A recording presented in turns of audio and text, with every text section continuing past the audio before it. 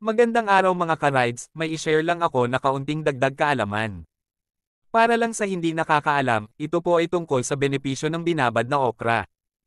Una, ang tubig na may binabad na okra ay mabuti para sa may diabetes. May pag-aaral na ang okra ay kayang magpababa ng blood sugar at lipid level. Pangalawa, pampababa ng blood pressure. Dahil nagtataglay ang okra ng potassium.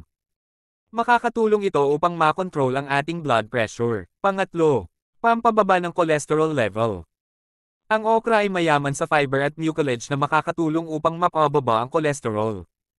Ang mataas na cholesterol ay maaring magbara sa daluyan ng dugo na nagreresulta sa stroke at heart attack. Pang-apat, panlaban sa cancer. Mayaman sa antioxidant ang okra na lumalaban sa mga free radicals na maaring pagmulan ng sakit na cancer. Panglima o panghuli, pampalinaw ng mata. Nakakatulong ito sa kalusugan ng mata dahil nagtataglay ang okra ng vitamin A, lutein at beta-carotene na kailangan upang makaiwas sa paglabo ng mata. Kung nagustuhan ninyo ang video na ito, pakipindot ang subscribe button at kung maaari mag-iwan ng komento.